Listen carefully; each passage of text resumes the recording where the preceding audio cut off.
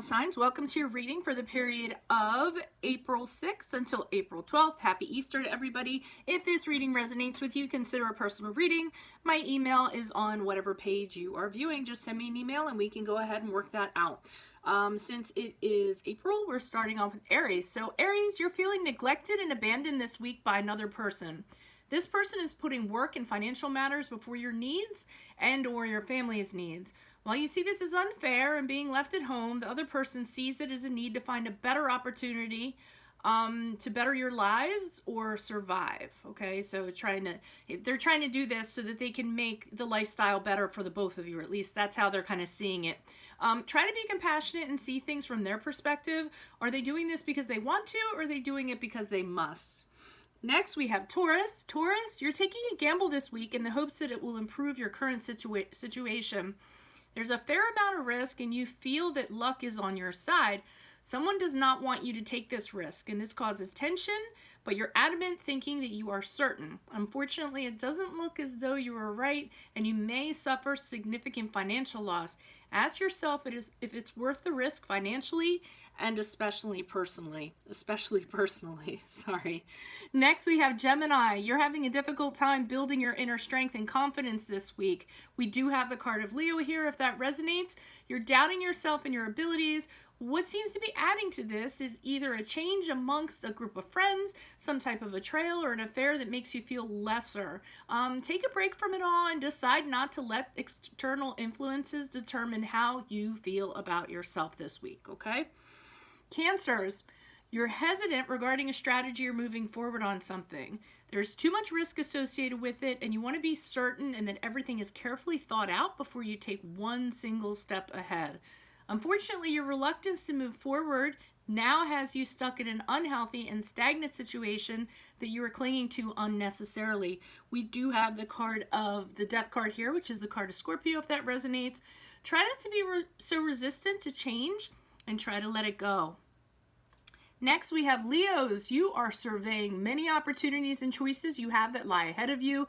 You're pausing and carefully deciding which direction you will go and what will yield the most for you.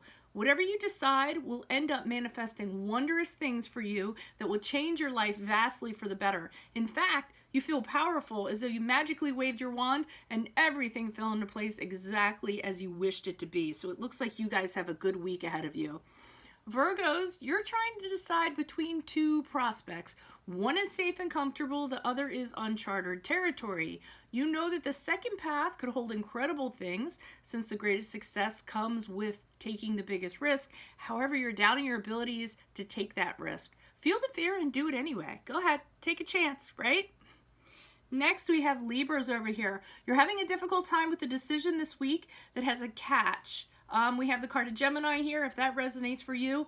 You all have a hard enough time making a decision because you want to be the fairest one, and this catch-22 has you wishing you did not have to decide. No matter how fairly you try to decide, the problem is that people will see you as acting in your own self-interest for your own financial gain and possibly see you as greedy. I'm not saying that's true. I'm just saying how they might perceive it to be. When you needed to choose the lesser of two evils. So you really have two things to decide between. You're kind of stuck in the middle. You have to make the choice, and you're trying to be fair about it, whatever people are going to think or whatever people are going to think. Next, we have Scorpios. You're in the midst of a very scattered and disorganized energy, or are being affected by someone who says many things but does very, very little.